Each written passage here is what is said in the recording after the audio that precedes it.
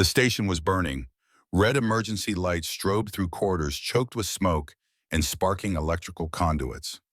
Colonel Jack Morrison moved through the chaos with a woman in his arms, her body radiating a soft luminescence that cut through the darkness like starlight trapped in flesh.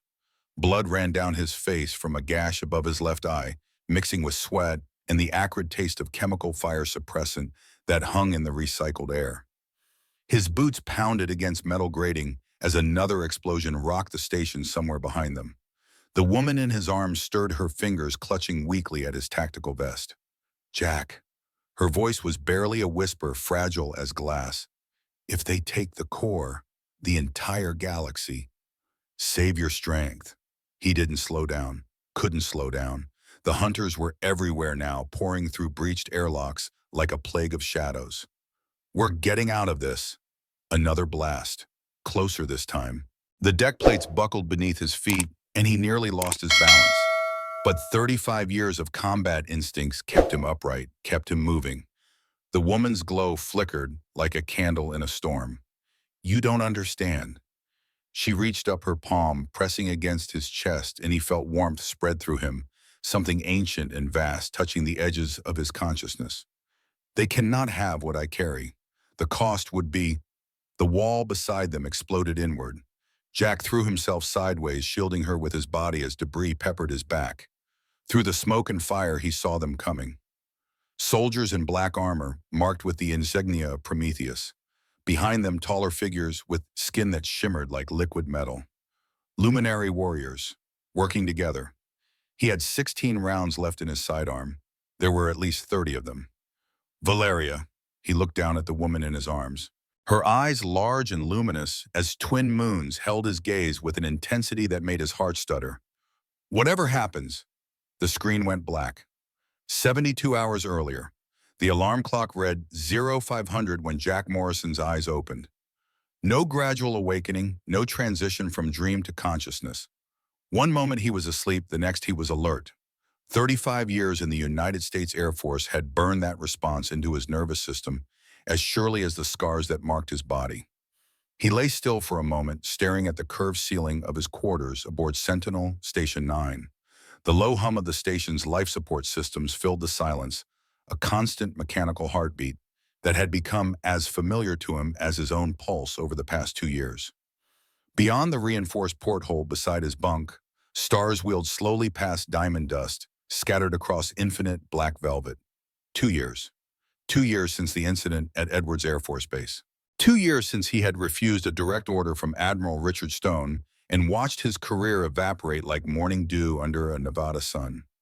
2 years since the man he had once called brother had looked at him with cold disappointment and signed the transfer papers that exiled him to this lonely outpost at the edge of known space.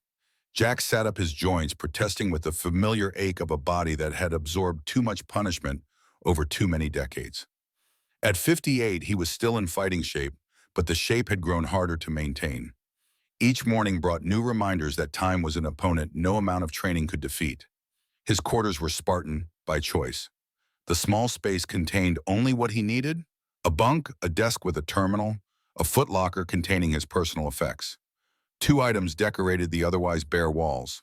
The first was a photograph in a simple frame showing a younger Jack standing beside a woman with warm brown eyes and a smile that could light up any room. Linda. Gone 3 years now, stolen by cancer, while he was halfway across the galaxy running a supply escort that anyone could have handled. He had received the news 6 hours after she passed, too late to say goodbye, too late to hold her hand, too late for everything that mattered. The second item was his distinguished flying cross the metal, hanging in its case beside the photo. Iraq, 1991. He had flown through a wall of anti-aircraft fire to extract a downed pilot behind enemy lines. The mission had been declared impossible. He had done it anyway. That was who he had been once. A man who did impossible things because someone had to, because he could, because giving up had never been an option. Now he was a security chief on a station so far from Earth that light from home took 3 years to reach him. Not quite a punishment, not quite retirement, something in between, something that let the brass pretend they hadn't thrown away a decorated officer for the crime of possessing a conscience. Jack rose and moved to the small sink in the corner, splashing cold water on his face.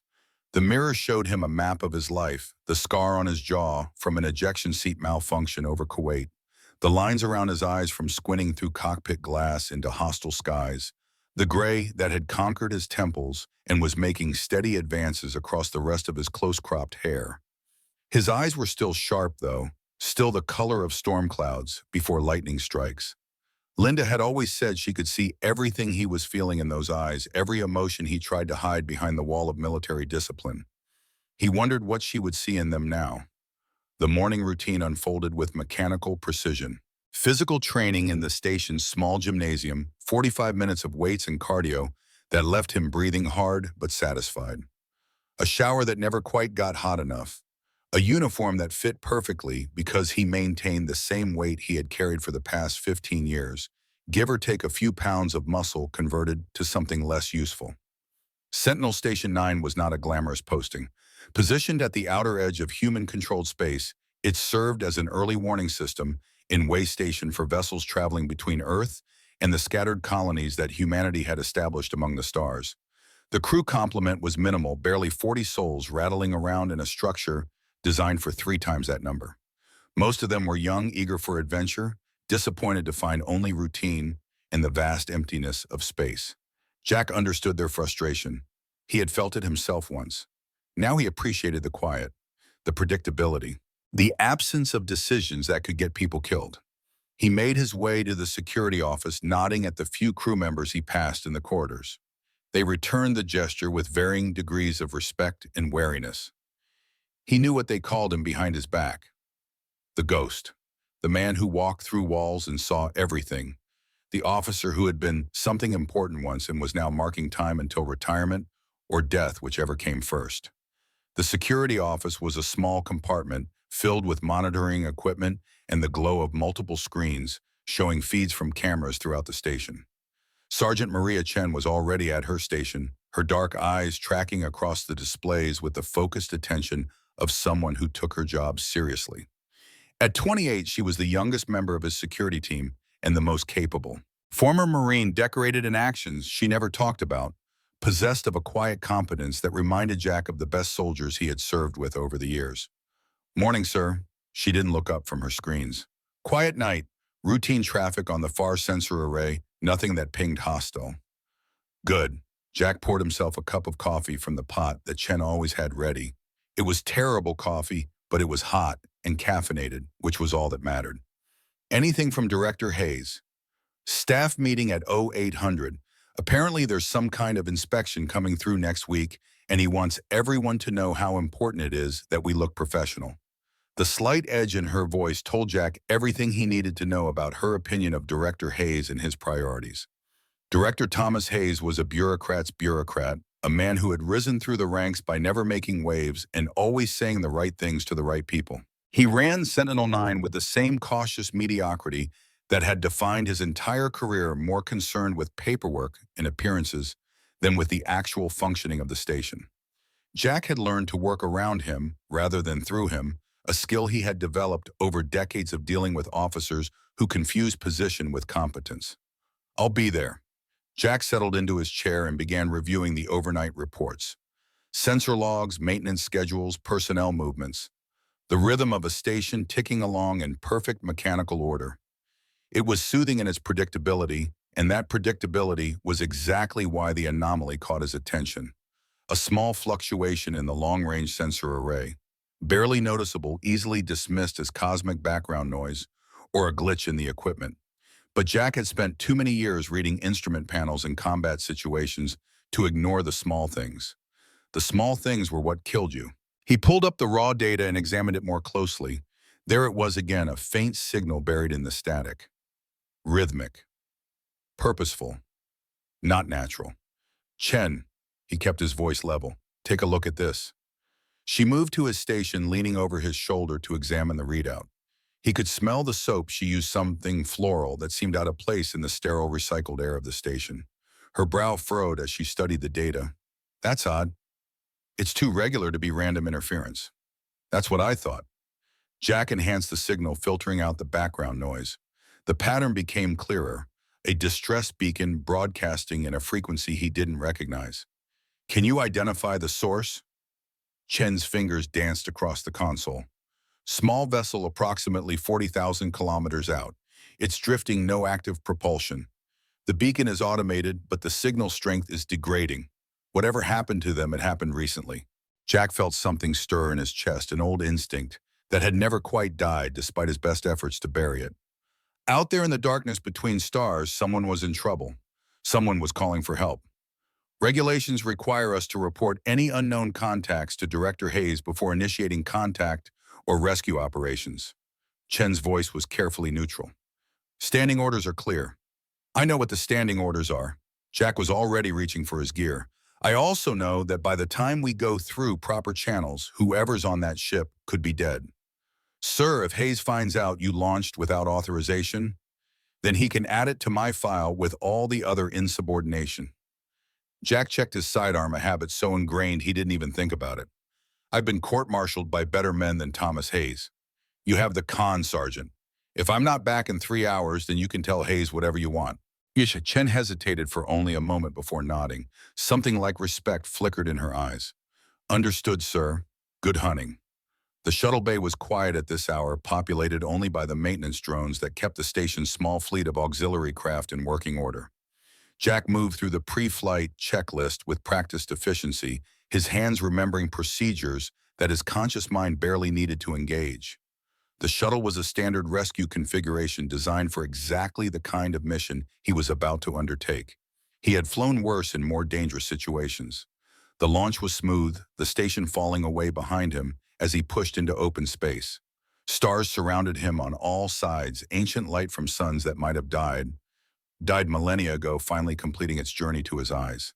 There was a peace in it, a perspective that made all human concerns seem small and temporary. Out here among the infinite, it was easy to remember that every problem he had ever faced was just a ripple in an ocean too vast to comprehend. The damaged vessel appeared on his sensors 20 minutes later, a small craft of unfamiliar design tumbling slowly through the void. As he drew closer, Jack could see the damage more clearly. Scorch marks along the hull, the distinctive pattern of weapons fire. Whatever had happened to this ship, it hadn't been an accident. He matched velocity and extended the docking collar, the magnetic seals engaging with a satisfying thunk.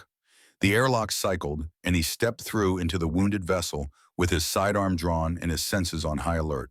The interior was dark emergency lighting, casting everything in shades of red and shadow. The air was thin, life support barely functioning. Jack moved forward, cautiously sweeping each compartment with the barrel of his weapon. The ship was small, maybe designed for a crew of 4 or 5. Personal vessel, not military. Whoever these people were, they hadn't been looking for a fight. He found the first body in what appeared to be the navigation bay. A humanoid figure slumped against the wall, their skin showing a faint luminescence, even in death. Jack had seen many races in his years of service, but this one was unfamiliar. Tall, elegant in build, with features that seemed almost too perfect to be real. There was a wound in their chest, the kind of damage that suggested energy weapons at close range. The second body was in the corridor leading to the main cabin. Same race, same cause of death. They had been running towards something when they died, or towards someone. Jack pushed open the door to the main cabin and found her. She was lying on an acceleration couch, her body curled in on itself, as if trying to protect something vital.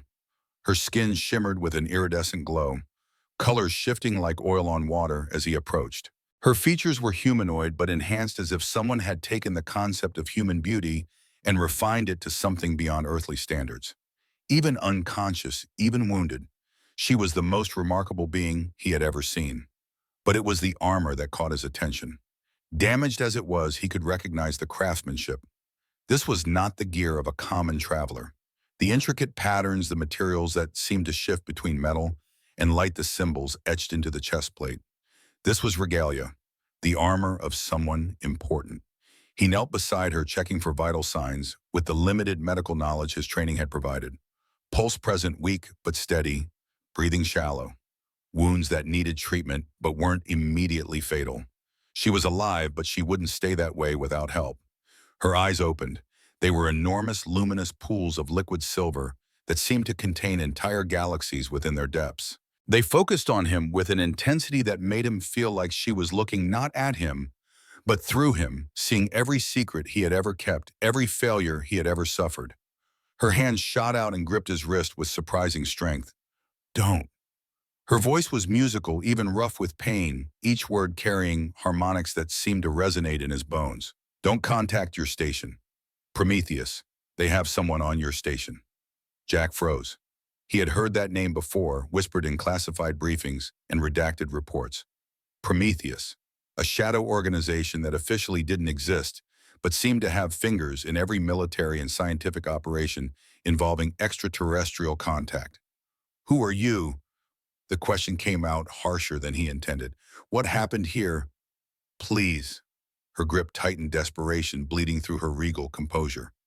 They will kill everyone on your station to get to me. I cannot let more innocents die because of what I am. Jack looked at the bodies of her protectors, at the damage to her ship, at the wounds on her own body. Someone had gone to considerable trouble to capture or kill this woman.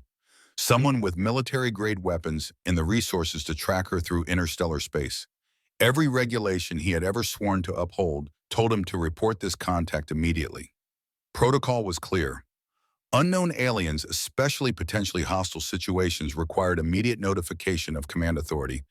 But he looked into those silver eyes and saw something he recognized. Fear, yes, but not fear for herself. Fear for others. The kind of fear that came from carrying a burden too heavy for one person to bear alone. He had seen that fear in his own eyes once, the night he had refused Stone's order to fire on the refugee ship.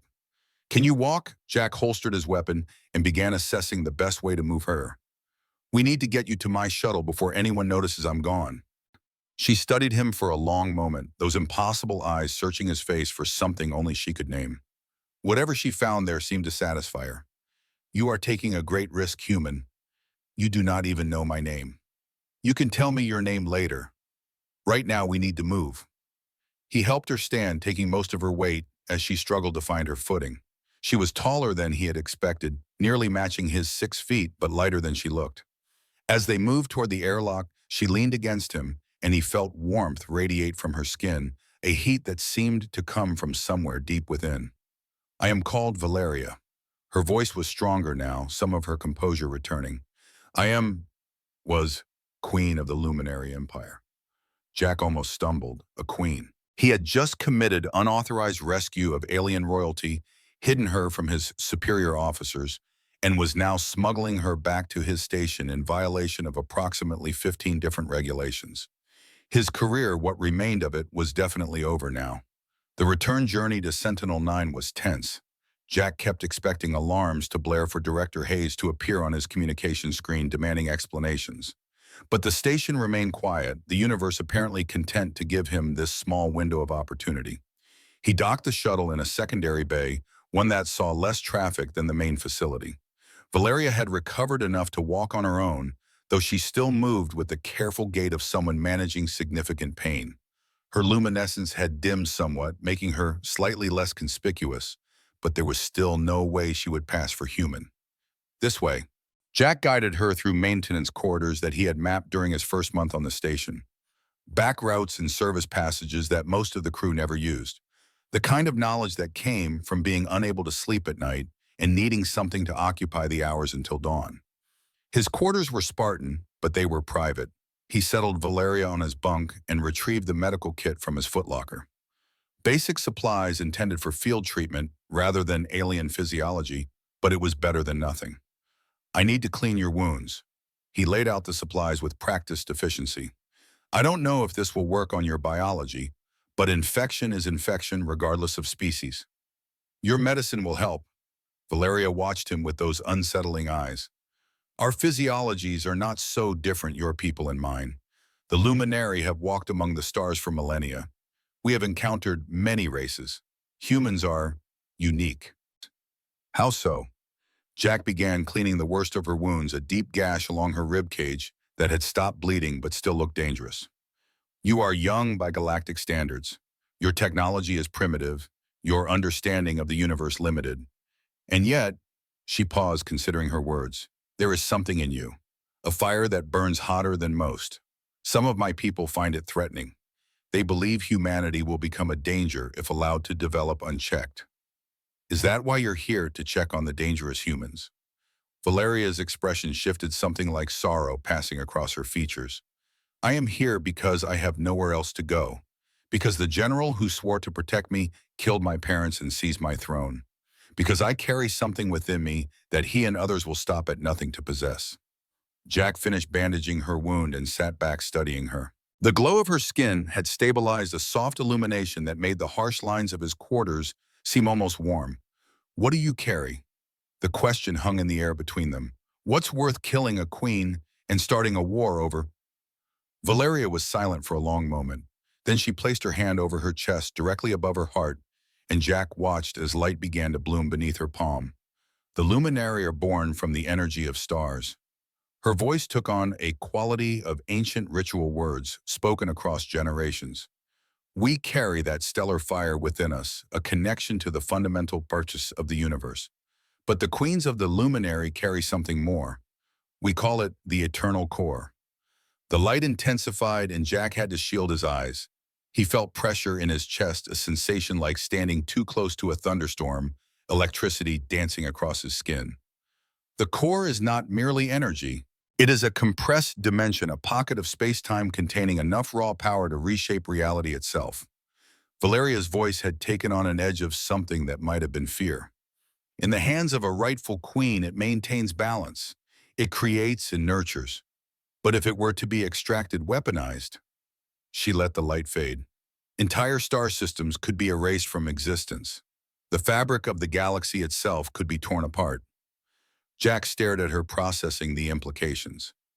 He had spent his career dealing with weapons, understanding the calculus of destruction that governed military thinking. But this was beyond anything he had encountered. You're telling me you carry a bomb inside you that could destroy the galaxy? I am telling you that I carry the potential for both ultimate creation and ultimate destruction. Valeria met his gaze steadily, and there are those who wish to use that potential for war. General Theron, the one who killed your parents. Among others. Valeria's jaw tightened. Theron believes that the luminary should dominate the galaxy, that lesser races should be subjugated or eliminated. He sees the core as a weapon that could make that vision reality, but he is not alone in his ambition. Prometheus. Jack felt the pieces clicking together in his mind. Humans are involved in this too. Yes, there is an alliance between Theron and certain factions within your species. They share a common goal, the acquisition of ultimate power. They call their organization Prometheus, after one of your ancient myths, the one who stole fire from the ones. Jack thought about the classified briefings he had sat through over the years, the whispered rumors of secret programs and hidden agendas. He thought about Admiral Stone and the cold calculation in his eyes when he had given the order to fire on the refugee ship. Who leads Prometheus? His voice was steady, but something inside him already knew the answer. Valeria reached into a compartment in her damaged armor and retrieved a small device. She activated it, and a holographic image appeared in the air between them. Jack felt the world tilt beneath his feet. The image showed a man in the dress uniform of a United States Navy admiral. Silver hair, distinguished features, the bearing of someone accustomed to command. Jack had stood beside that man at his wedding, had learned to fly from that man at the academy, had called that man friend for more than 30 years. Admiral Richard Stone, the man who had exiled him to this station, the man he had once trusted with his life. No, the word came out as a whisper. That's not possible.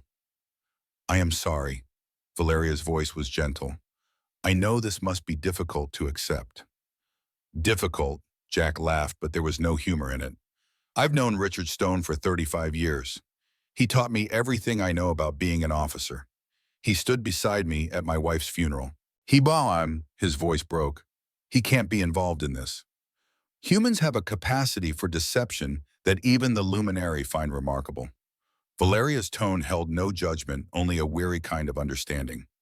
The ones who hurt us most are always the ones we trusted most. It is a truth that transcends species. Jack stared at the hologram, watching it rotate slowly in the air. Stone's face was calm, confident, the face of a man who believed absolutely in his own righteousness. Jack had seen that face across chessboards and briefing rooms, at promotions and funerals. He had never once suspected that behind it lay the heart of someone capable of galactic-scale genocide. But then he had never suspected that Stone would give the order to murder refugees either. The man you knew may have been real once. Valeria's voice pulled him back to the present. Fear changes people. The discovery that humanity is not alone in the universe, that there are powers beyond your comprehension, it has driven some of your leaders to madness. They believe that the only way to ensure your survival is to strike first, to acquire weapons so terrible that no one would dare challenge you. Mutually assured destruction on a galactic scale. Jack's military mind couldn't help but see the logic twisted as it was. The same thinking that brought us to the brink during the Cold War. Yes, and like your Cold War, this thinking could lead to annihilation for everyone involved. Valeria sat up straighter, some of her regal bearing returning despite her wounds. That is why I fled. That is why I cannot let them take the core. Not Theron, not Prometheus, not anyone who would use it for destruction. Jack was silent for a long moment, processing everything he had learned. His world had been upended in the space of an hour. Everything he had believed about his country, his service, his oldest friend, all of it called into question by the wounded queen sitting on his bunk. But underneath the shock and the betrayal, something else was stirring. Something he had thought long dead. Purpose. Director Hayes, his voice was flat, operational. You said Prometheus has someone on this station. Is it him? Almost certainly. The signal from my ship would have been detected by your sensors. Anyone working for Prometheus would know to intercept any reports of unusual contacts, which means he'll be looking for you. And when he doesn't find you through normal channels, he'll start searching elsewhere. Yes. Valeria watched him carefully. You understand the danger you have placed yourself in by helping me. If Hayes discovers that you are hiding me, your life will be forfeit. My life has been forfeit since the day I refused to fire on your refugee ship. Jack stood, his decision made. 2 years ago, I saved a ship full of luminary refugees because it was the right thing to do. I didn't know then what I know now, but I don't think I would have done anything different if I had. Some things are worth risking everything for. You truly believe that? I've spent my whole life believing that. It's cost me my career, my family, probably my sanity at some point. But it's the only way I know how to live. Valeria studied him with those impossible eyes, and Jack felt again that sense of being seen completely, all his failures and regrets laid bare before her gaze. 2 years ago, a human officer defied his own people to save my subjects. Her voice was soft, weighted with significance. I never learned his name, but that act of compassion gave me hope. Hope that perhaps not all humans were like those who would make war upon us. Hope that alliance might be possible. She reached out and touched his hand, and Jack felt warmth spread through him, something more than physical. I came to this sector because the reports suggested it was far from Prometheus' influence. I thought I could hide here, regroup, find allies among the human colonies. She smiled sadly. Instead, I found the very man who gave me hope. I do not believe in coincidence, Jack Morrison. I believe in destiny. Jack looked down at her hand on his, at the subtle glow of her skin against his weathered flesh. He thought about Linda, about Daniel, about all the choices he had made and all the ones he had failed to make. He thought about the photograph on his wall and the medal beside it, symbols of a life defined by duty and loss. I don't know about destiny. His voice was rough. But I know about doing what's right, even when it costs everything. Whatever happens next, I won't let them take you. I won't let them use you to destroy everything. You may not have a choice. When they come, and they will come, the forces arrayed against us will be overwhelming. Maybe, Jack squeezed her hand gently, but I've spent my whole career doing impossible things. I don't intend to stop now. Before Valeria could respond, a tone sounded from Jack's communicator. He recognized it immediately, a general summons to all senior staff. That'll be Hayes calling his meeting. Jack moved toward the door. Stay here, stay quiet. I need to find out what he knows and who he's talking to. Be careful. Valeria's voice followed him. Prometheus has agents everywhere. Trust no one. Jack paused at the door, looking back at her. I stopped trusting people a long time ago. Everyone except myself. He smiled grimly, and even that's negotiable some days. The corridor outside was empty, but Jack moved with the caution of someone who knew that danger could come from any direction. The meeting was in the station's main conference room, a space that Director Hayes had outfitted with all the unnecessary trappings of bureaucratic importance. Chen was waiting outside when he arrived, her expression carefully neutral. "Sir," she fell into step beside him. "Any luck with that sensor anomaly?" Turned out to be nothing, equipment malfunction. The lie came easily. "What's this meeting about?" Hayes wouldn't say, but he's been on secured communications all morning. Something's got him spooked. Jack filed that information away as they entered the conference room. The senior staff was already assembled, department heads, shift supervisors, the handful of officers who kept Sentinel-9 running. Hayes stood at the head of the table, his thin face pinched with anxiety. "Now that we're all here," Hayes gestured for everyone to sit, "I've received intelligence that suggests a threat to station security. An alien vessel was tracked entering our sensor range approximately 6 hours ago. Initial reports suggest it may have been carrying high-value personnel." Jack kept his expression neutral, but he felt the tension coiling in his gut. "As of now, I'm implementing enhanced security protocols. All personnel are restricted to essential duties. All external communications require my personal authorization. And I want a full sweep of the station, every compartment, every storage bay, every maintenance corridor." "Sir," one of the other officers spoke up, "what exactly are we looking for?" Hayes hesitated, and Jack saw something flicker in his eyes. Fear, yes, but something else too. Calculation. "The intelligence suggests we may be dealing with a luminary royal, a queen to be specific. She is considered extremely dangerous and is wanted by Allied forces for crimes against galactic security." Allied forces. Jack noted the careful phrasing. Hayes wasn't even bothering to hide which side he was on anymore. "If anyone encounters this individual, you are not to approach. Report immediately to me or to the security team." Hayes's eyes swept the room, and for a moment they lingered on Jack. "Any questions?" "Yes, sir." Jack kept his voice level. "What Allied forces are we talking about? I wasn't aware we had any joint operations with extraterrestrial entities in this sector." Something tightened in Hayes's expression. "That information is above your clearance level, Morrison.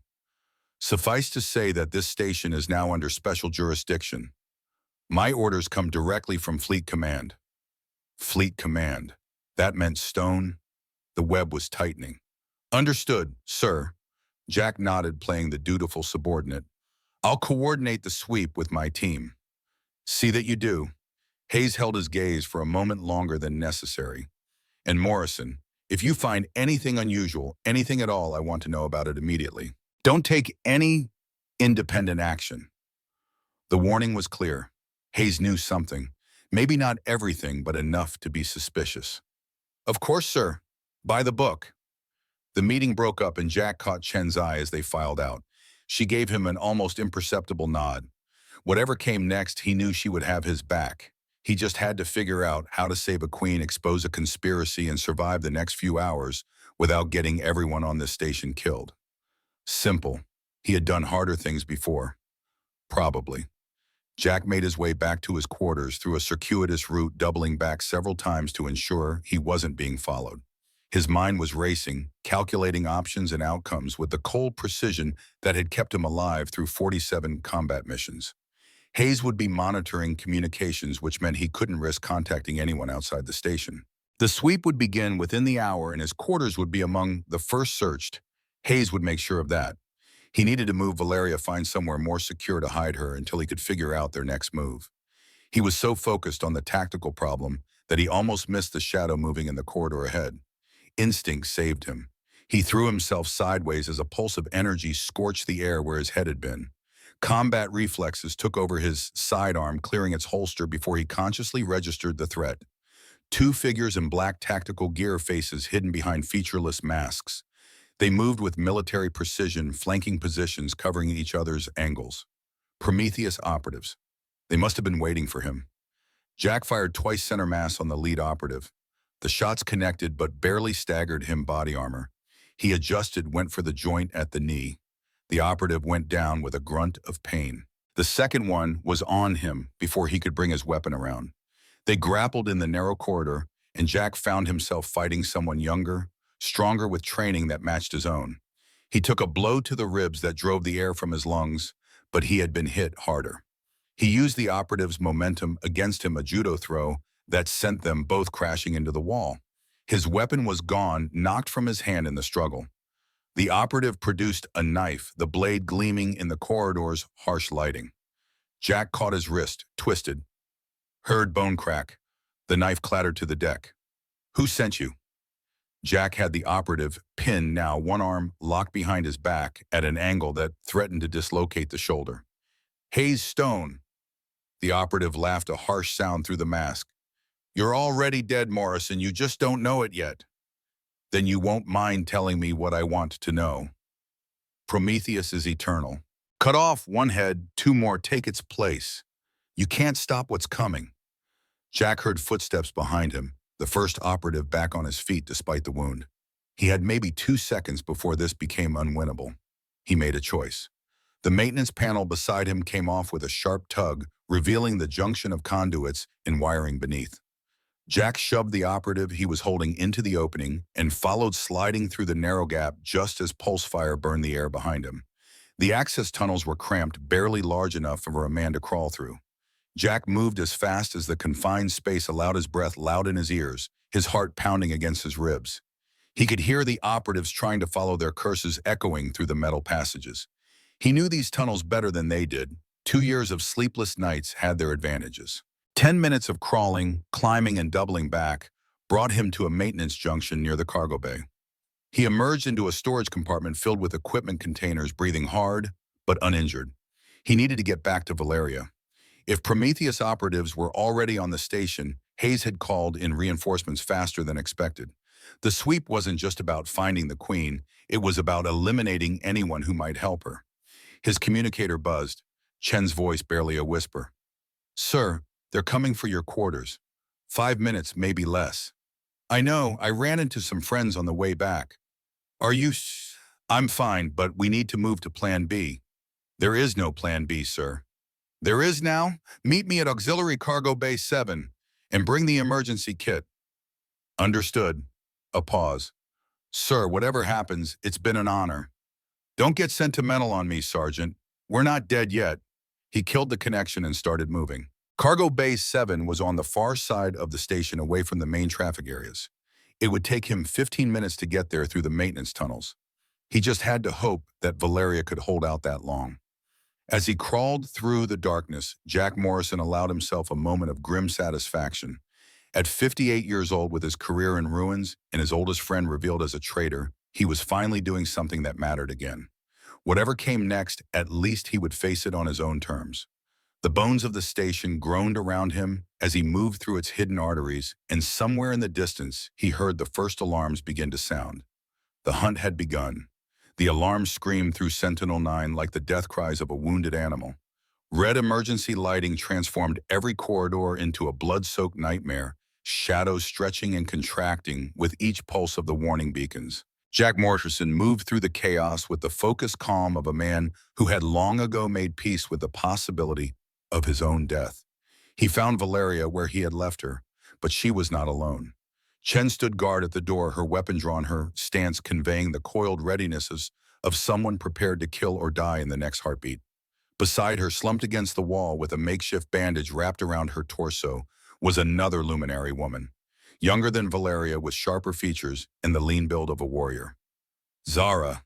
Valeria moved to her fallen guardian, her hands glowing as she tried to transfer healing energy. "I told you to stay hidden." "My duty is to protect you, my queen."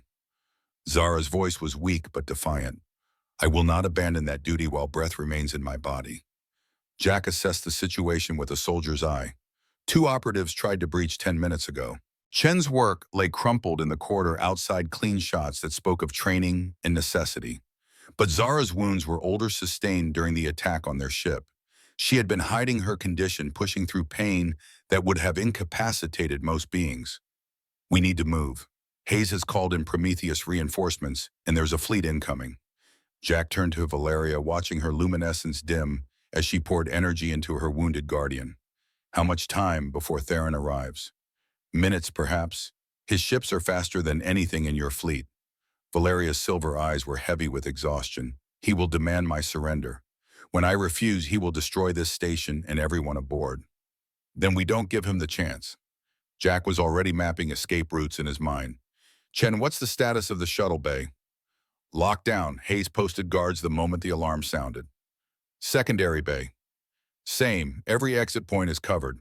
Jack felt the walls closing in, but panic was a luxury he could not afford. There had to be a way out.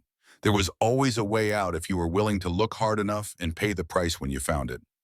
The maintenance shuttle in Bay 12, tagged for decommission scheduled for parts salvage next month. No one guards a ship that doesn't officially exist anymore. Chen's eyes widened slightly. Sir, that shuttle hasn't been flight certified in 6 months. The navigation system alone. I flew F-15s through sandstorms with half my instruments dead. I can handle a rough shuttle. Jack moved to help Zara rise, but the luminary warrior shook her head. No, I will only slow you down. We're not leaving you behind. You must. Zara gripped his arm with surprising strength, her eyes burning with fierce determination. I have served the royal house for 60 years. I held the queen in my arms when she was an infant. I watched her parents die and could not save them. Let me do this one thing. Let me buy you the time you need. Valeria knelt beside her guardian, tears of liquid starlight trailing down her cheeks. Zara, please. I cannot lose you too. You will never lose me, little star. Zara touched Valeria's face with trembling fingers. I will be waiting for you in the light between worlds. Now go. Fulfill your destiny. Save the galaxy that your parents dreamed of protecting. The moment stretched between them, heavy with decades of shared history and unspoken love. Then Valeria pressed her forehead to Zara's, a luminary gesture of farewell that transcended words. Your sacrifice will not be forgotten. It is not a sacrifice, my queen. It is an honor. They left her there in the doorway of Jack's quarters, her weapon raised toward the corridor where enemy footsteps were already echoing.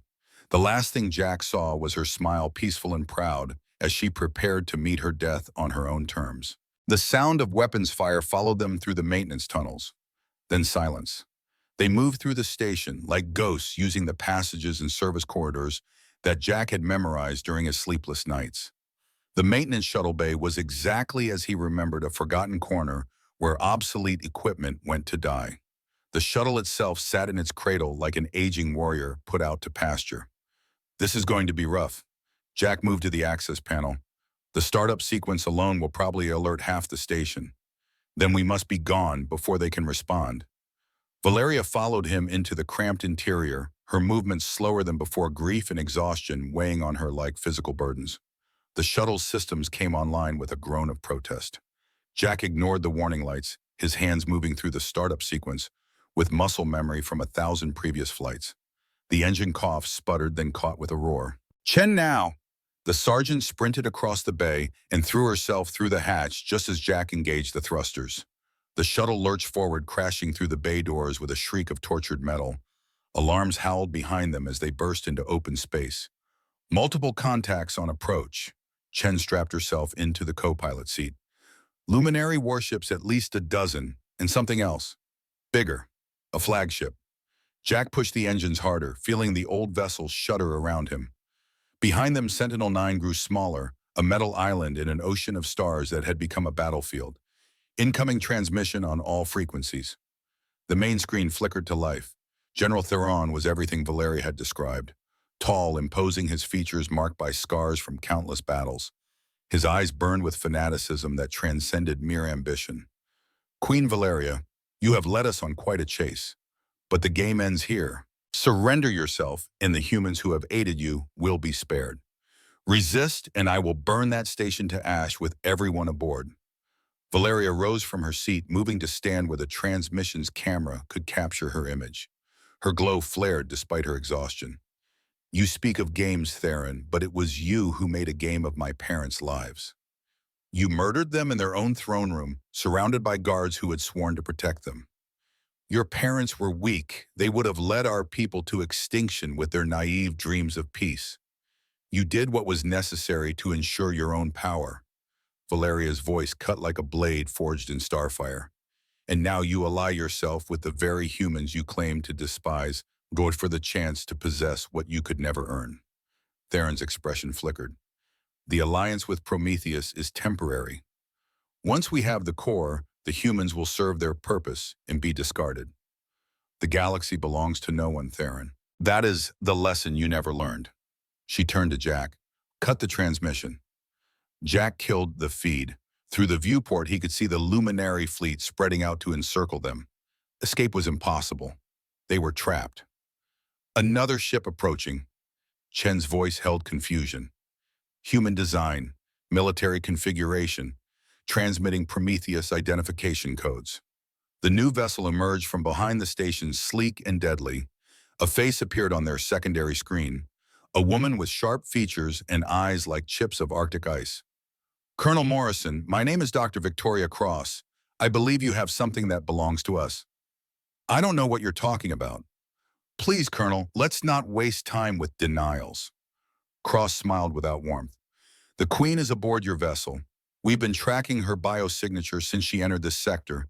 Hand her over, and you can return to your life as if none of this happened. And if I refuse, then Admiral Stone will be very disappointed. Cross leaned forward. He spoke highly of you, said you were one of the finest officers he ever trained.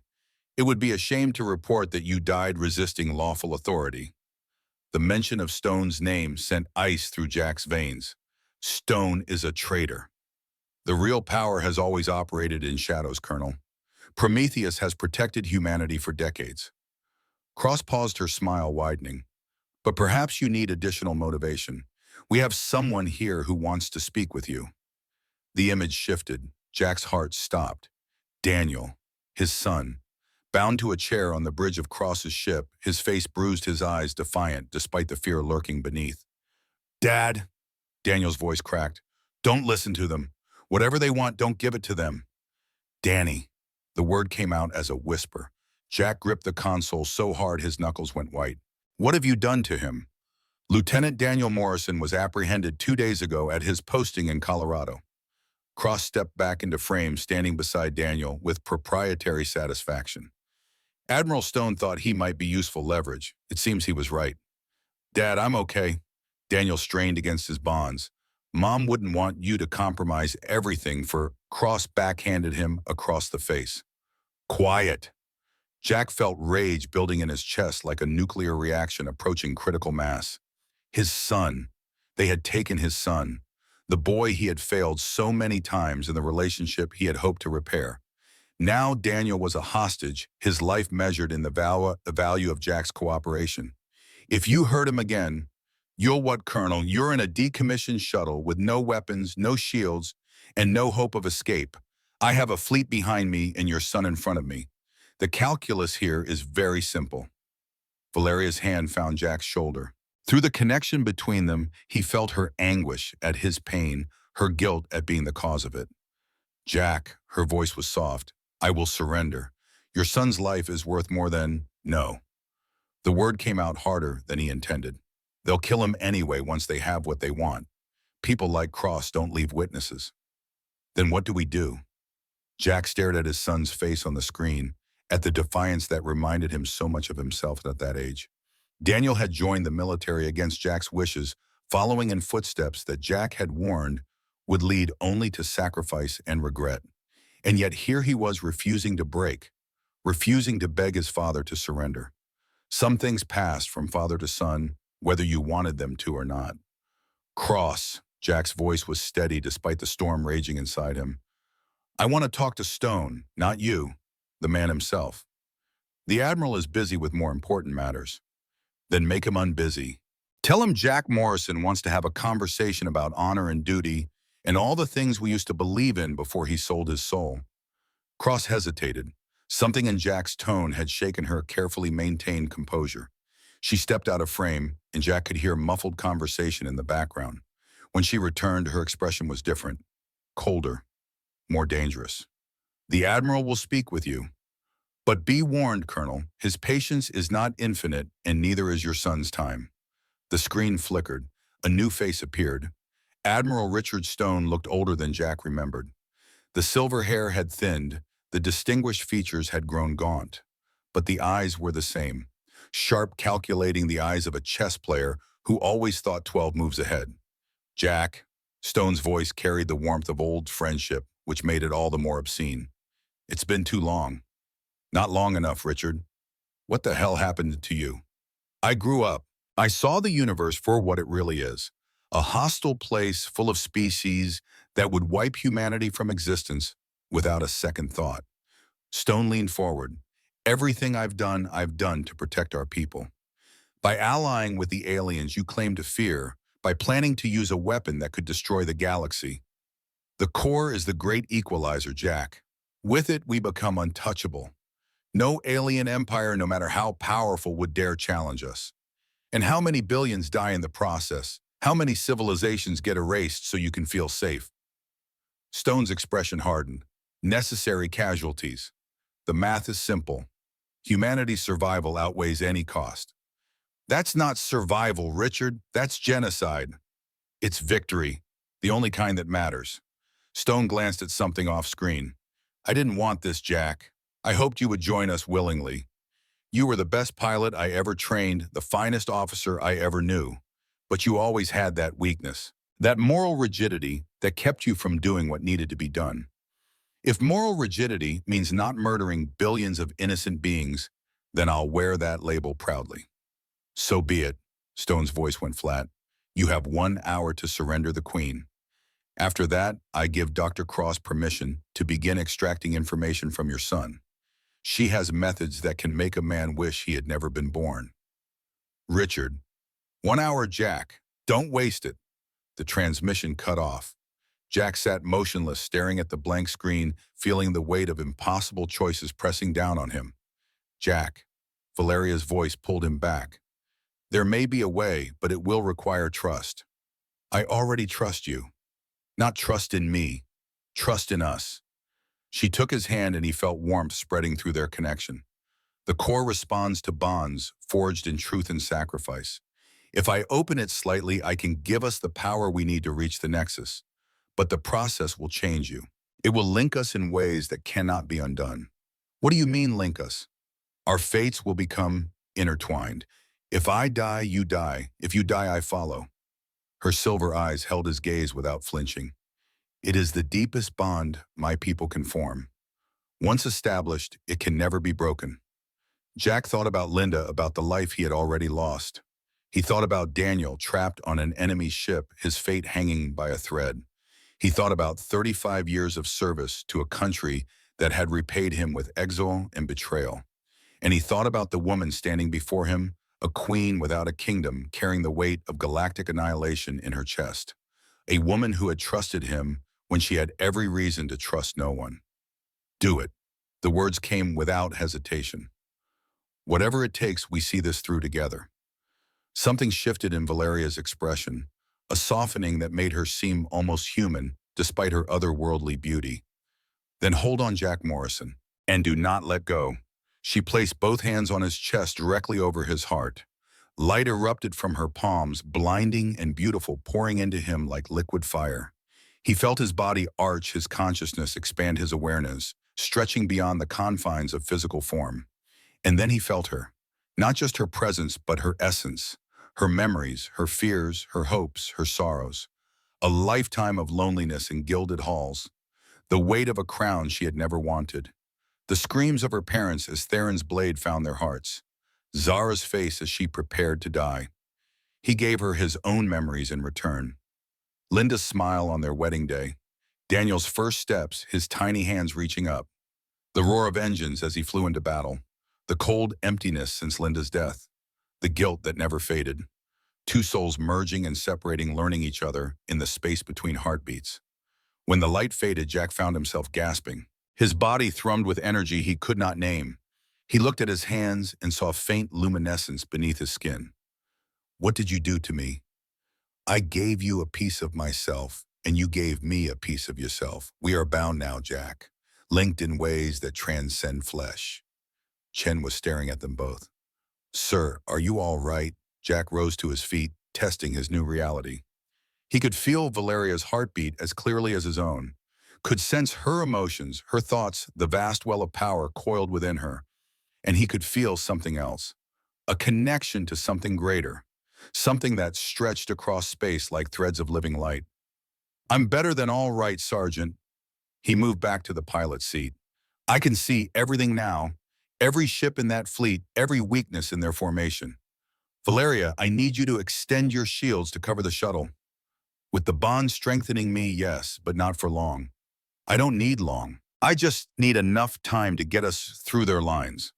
Jack's hands found the controls and the shuttle leaped forward with responsiveness it had never possessed. He wove through the enemy formation like a needle threading silk, dodging fire from a dozen directions using the larger ship's own mass against them. Chen watched in amazement as hostile vessels flashed past the viewport. How are you doing this? 35 years learning to fly, 5 minutes learning to see. There's a difference if you're... Theron's voice erupted from the comm system, raw with fury. You cannot escape human. The core belongs to the luminary. The core belongs to no one. Valeria's response carried through their link, amplified by her power. It is not a weapon to be possessed, it is a responsibility to be honored. They burst through the far edge of the formation. Open space stretched before them. Jack pushed the engines to maximum, feeling them strain against demands they were never designed to meet. They're pursuing. Chen's voice was calm. All of them. Theron's flagship leading the chase. Cross's vessel following. Let them follow. Jack had calculated their trajectory. We're going somewhere they can't stop us. Where the Nexus. Valeria spoke the word like a prayer, the only place where the core can be sealed forever. And Daniel, Chen asked quietly. Jack's jaw tightened. Through the bond, Valeria felt his anguish. We save the galaxy first, then we get my son back. Jack, I know what I'm asking, Sergeant. I know what it is. His voice cracked slightly before he mastered it. But if Cross gets the core, Daniel dies anyway. Everyone dies. The only way to save him is to take away their leverage. The shuttle hurtled through space, leaving Sentinel-9 behind as a shrinking point of light. Behind them, the combined fleet of Theron and Prometheus gave chase. Ahead, the unknown stretched infinite and dark. Jack Morrison flew on his heart torn between the sun he loved and the galaxy he had sworn to protect. The journey to the edge of known space took 3 days. 3 days of running, hiding, fighting off pursuit whenever Theron's forces caught up. 3 days of learning to navigate the strange new reality the bond had created. Chen adapted with the pragmatism of a career soldier. She asked few questions, followed orders, and proved invaluable in the countless small crises that arose. Jack found himself relying on her more than he had relied on anyone since his squadron commander days. But it was the bond with Valeria that consumed most of his attention. Through their connection, he experienced her memories as his own. He walked the crystal halls of the Luminary Palace, felt the weight of the crown, tasted the bitter ash of betrayal when Theron's coup shattered everything she knew. And she lived his life in return, the glory days of combat flying. The quiet joy of building a family, the slow erosion of everything that mattered as duty and distance took their toll. She wept for Linda, whom she had never met. She raged at Stone's betrayal. You carry so much guilt. Her voice came during one of the quiet moments between crises. For things that were never your fault. A soldier's burden, every decision affects someone else's life. But you cannot save everyone. Knowing something and accepting it are different things. He closed a diagnostic panel. I've lost count of the people who died because I made the wrong call. Linda, my marriage, my relationship with Daniel. You have not truly lost him. Haven't I? 3 years since we spoke more than 5 words. He blames me for not being there when Linda died, and he's right. He blames you because he loves you, because your absence hurt him in ways he cannot express. Valeria moved to stand beside him. The bond has shown me his heart through your memories. He is angry, yes, but beneath the anger is a son who desperately wants his father back. And now he's a hostage because of me. He is a hostage because evil men made evil choices, not because of you. If I had reported you when I found you, then I would be dead, the core would be in Prometheus' hands, and your son would still be in danger because Stone would use any leverage available. Valeria's hand found his shoulder. You made the right choice, Jack. Hold on to that. The Nexus appeared on their sensors at the end of the 3rd day. It was not what Jack had expected. Not a station or planet, but a wound in space itself where the fabric of reality grew thin and barriers between dimensions began to break down. Light bent strangely around its edges, colors shifting through spectrums human eyes were never meant to perceive. It's beautiful. Chen's voice held awe. And terrifying. The Nexus has existed since before my people achieved spaceflight. Valeria gazed at the phenomenon with reverence. We do not know who created it. We only know it is a place of power where the rules governing the universe can be renegotiated. And this is where you seal the core. Jack was calculating approach vectors. Yes, the process requires channeling the core's energy through the nexus point. The dimensional barriers will absorb the power, dispersing it harmlessly across multiple realities. What happens to you? Valeria was silent for a moment. I will lose my connection to the core. My abilities will fade. I will become ordinary. Is that what you want? What I want is irrelevant. What matters is preventing Theron and Prometheus from acquiring power that could destroy everything. Jack felt the truth through the bond, but also something else. A deep weariness. A longing for peace she had never allowed herself to acknowledge. Contact. Chen's voice shattered the moment. Multiple vessels dropping out of FTL, Theron's fleet, and Cross's ship is with them. Jack looked at the sensor display. A dozen warships arrayed in attack formation. Theron's flagship at Senator, and behind them, emerging like a shark scenting blood, was the Prometheus vessel carrying both Dr. Cross and Denny. They had found them. This time there was nowhere left to run. The shuttle descended into the Nexus with enemy fire scorching the space behind them. Jack flew through impossible geometries, corridors of crystallized light that defied physics passages that folded back on themselves in ways that made his enhanced mind ache to comprehend. Navigation is useless here. He shut down the sensor systems before they overloaded. Valeria, guide us. I can feel the central chamber. It calls to the core like a beacon. She closed her eyes, her glow pulsing in slow rhythm. Follow the light. A tendril of radiance extended from her hand, stretching forward through the crystalline maze. Jack followed it, piloting by instinct, in faith, trusting her more than he had ever trusted anyone. The central chamber opened before them like the heart of a dying star. Vast beyond comprehension, a cathedral of living light where boundaries between dimensions grew thin enough to touch. At its center stood a pillar of pure energy, rotating slowly, its surface rippling with colors containing entire universes. The Nexus Point. Valeria's voice held reverence and fear. Where all realities meet. Jack landed the shuttle on a platform of solidified light. Through the viewport, he could see the pillar pulsing with patient power. They followed us inside. Chen monitored the limited sensors. 3 ships, the flagship Cross's vessel, and an escort. They'll be here within minutes. Then we don't have time to waste. Jack helped Valeria toward the hatch. Chen, stay with the ship. Sir, with respect, I'm not leaving you. That's an order, Sergeant. Then court-martial me later. Chen fell into step beside them. I didn't come this far to sit on the sidelines. Jack wanted to argue, but there was no time, and he was grateful for her loyalty. The platform beneath the Nexus Point thrummed with energy Jack could feel through his boots. Valeria moved toward the pillar with the inevitability of a river flowing to the sea, her form growing brighter as she approached. Jack. She stopped, turning to face him. Before I do this, there is something you must know. Whatever it is, it can wait. No, it cannot. She pressed her palm against his cheek.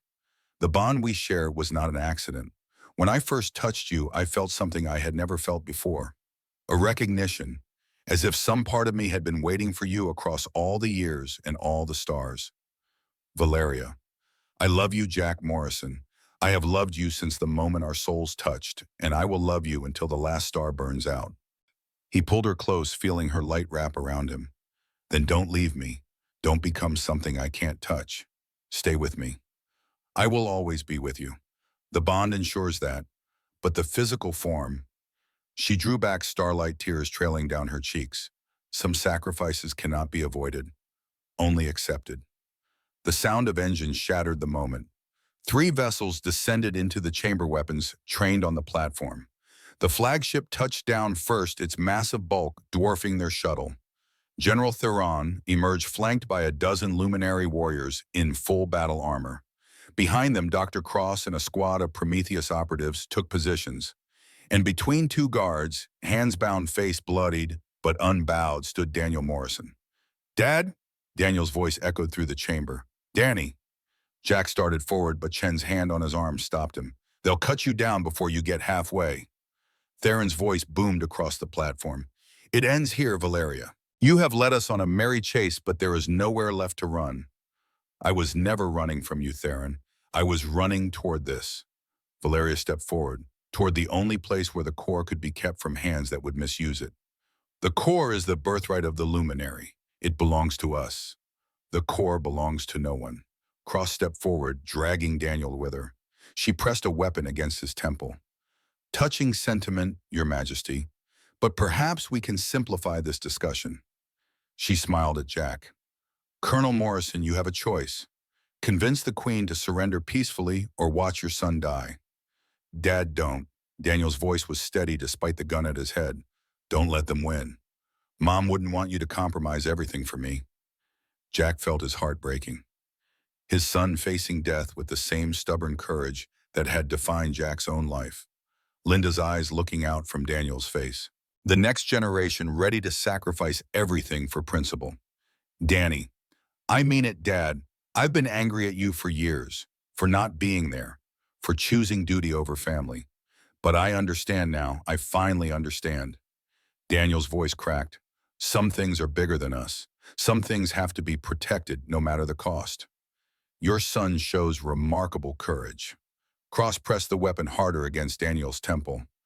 Let's see how long it lasts. You have 30 seconds, Colonel. Jack's mind raced through options, finding none. They were outgunned, surrounded, and the person he loved most in the world had a gun to his head.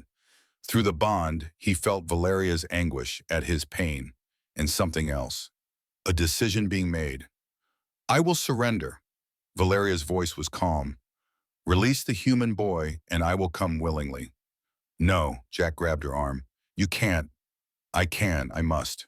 She turned to face him, her silver eyes filled with peace. Your son's life is not negotiable.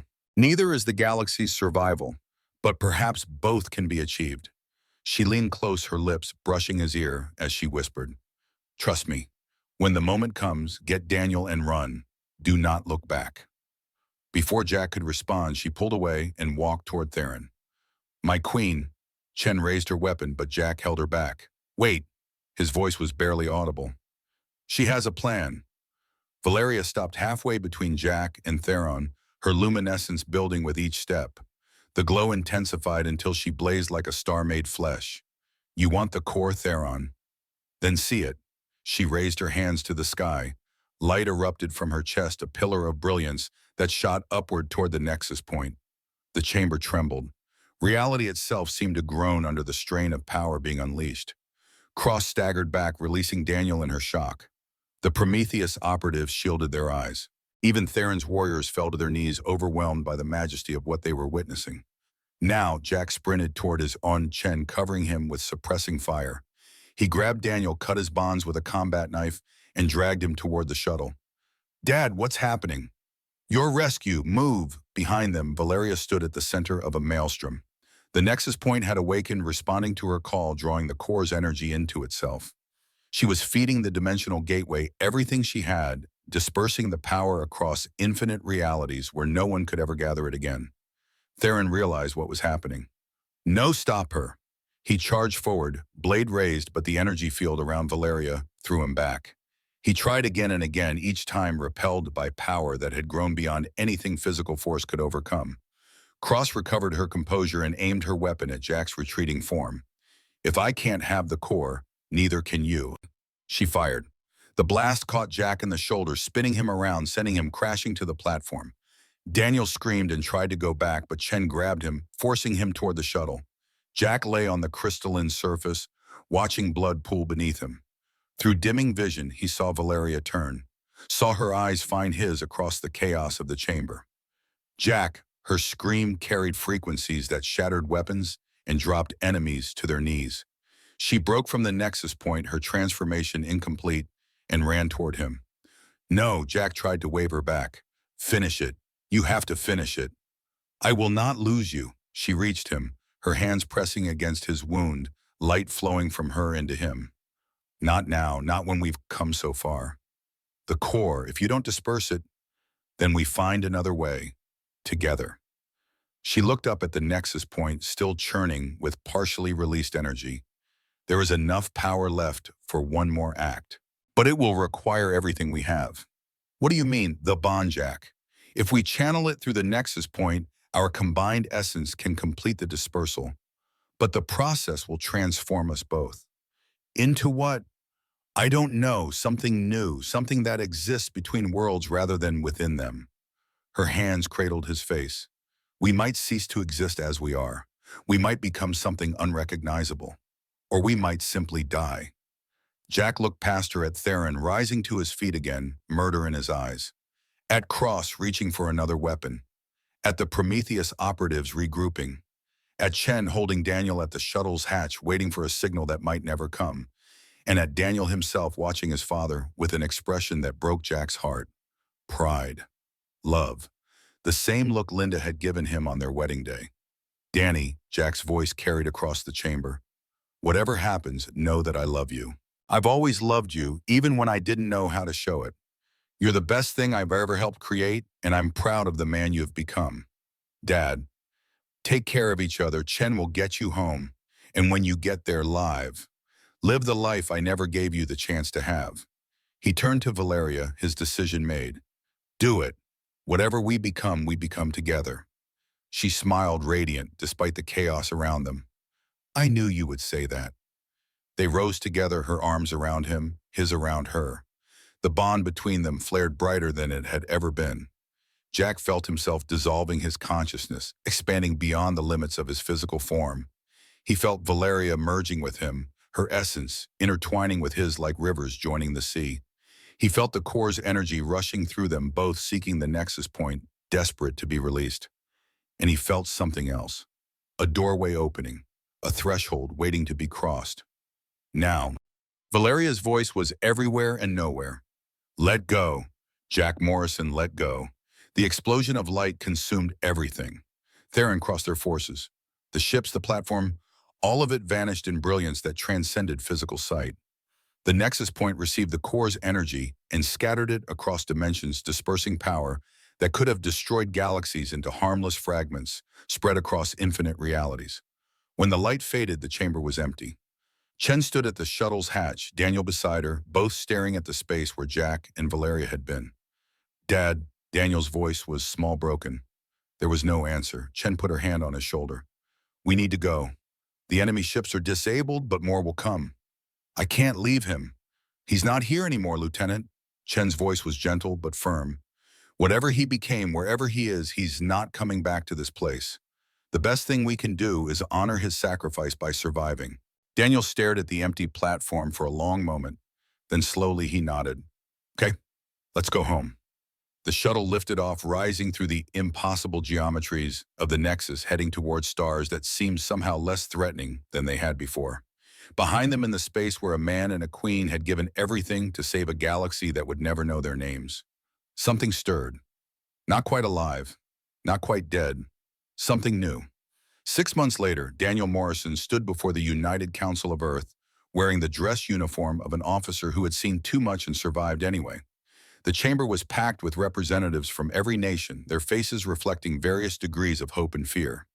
The existence of extraterrestrial life had been confirmed in the chaotic weeks following the Nexus incident, and humanity was still reeling from the implications. Admiral Stone was apprehended 3 months ago, attempting to flee to a Prometheus safe house in Argentina. Daniel's voice carried through the chamber, steady and sure.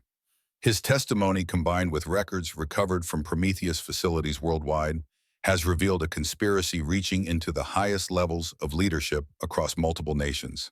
He paused, gathering himself for what came next. My father, Colonel Jack Morrison, gave his life to stop that conspiracy.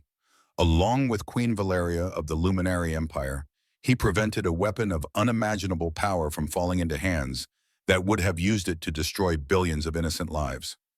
Murmurs rippled through the assembly. The full story is still being pieced together. We know that Prometheus made contact with hostile alien factions.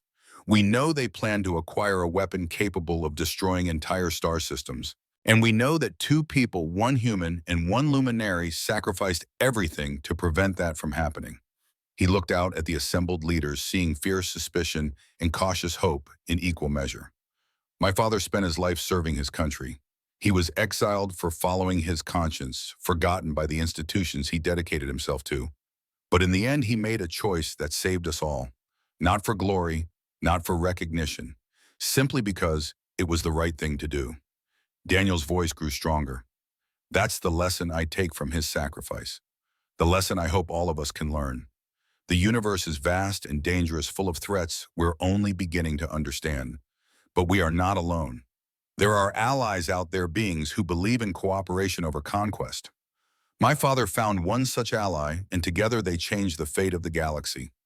He straightened his shoulders. I stand before you today, not just as a witness to history, but as proof that the future my father fought for is possible.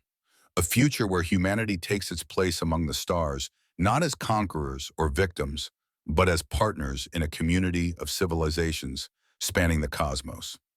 After the address, Daniel found Chen waiting in the corridor. Her arm had healed, and she wore the insignia of the newly formed Interstellar Relations Division. Good speech. She fell into step beside him. Your father would have been proud. I hope so. Daniel looked out a window at the city sprawled below. I spent so many years angry at him, blaming him for not being there. And now you understand. Now I understand that he was always there in the ways that mattered, teaching me even when I didn't want to learn, showing me what it means to stand for something larger than yourself. They walked in silence for a moment. Have you felt anything? Chen asked quietly. Since the Nexus, Daniel considered the question. In the months since his father's sacrifice, he had experienced moments. Flashes of warmth when he felt alone, a sense of presence when he faced difficult decisions. Nothing he could prove, nothing he could explain, but something. Sometimes I think he's still out there. Daniel's voice was soft. Not alive exactly, not dead either, something in between, watching, waiting. That sounds crazy. After everything we've seen, crazy is relative. That evening, Daniel went to his father's grave. The marker was simple, placed beside Linda Morrison's in the family plot. There was no body beneath it, nothing physical to mourn. But it felt right to have a place where people could come to remember. He stood in the fading light looking at the names carved in stone. His mother, his father, a marriage that had endured distance and duty and death. I met someone, Daniel spoke to the empty air. Luminary diplomatic attaché. Her name is Sarah. She reminds me of the stories you told about Valeria, fierce and gentle and impossibly bright. A breeze stirred the grass. I don't know if you can hear me. I don't know if you're out there somewhere watching over us like Mom always believed the dead could do. But if you are, I want you to know that I'm okay, that I forgive you for everything I blamed you for, that I understand now why you made the choices you made. He placed his hand on the gravestone, feeling cool stone beneath his palm. I love you, Dad. I never said it enough when you were here. I'm going to spend the rest of my life making up for that. The sun dipped below the horizon, painting the sky in shades of gold and crimson. And in that moment, Daniel felt something, a warmth spreading through his chest, a sense of peace settling over him like a blanket, a presence faint but unmistakable wrapping around him in what could only be called an embrace. He smiled, tears streaming down his face. I love you too, Danny. The voice was barely a whisper, carried on a wind that seemed to come from everywhere and nowhere. I'm so proud of you. Daniel looked up at the stars emerging one by one in the darkening sky. Somewhere out there beyond the boundaries of normal space and time, his father existed in a form that defied comprehension. A guardian of thresholds, a keeper of the spaces between worlds. And beside him, merged with him, was a queen of starlight who had loved a stubborn old soldier enough to share his fate for eternity. Take care of each other. Daniel spoke the words to the universe. And when my time comes, save a place for me among the stars. The wind carried his voice into the gathering night. And somewhere in a dimension that existed perpendicular to reality, two beings who had once been mortal heard him. Jack Morrison, or the thing that had been Jack Morrison, turned to the presence beside him. Valeria, or the thing that had been Valeria, smiled with a radiance that rivaled the birth of galaxies. He's going to be all right. He's his father's son. Of course he's going to be all right. They turned together toward the infinite expanse of the multiverse, guardians of the gateway that separated realities from each other. Ready for another eternity. With you always. They moved forward into light that never dimmed, two souls bound together across time and space, keeping watch over a galaxy that would never know their names but would forever be protected by their love. The stars burned on, and the story continued as all stories do in the hearts of those left behind to tell it. Part 2 plus Part 3 combined word count 9512.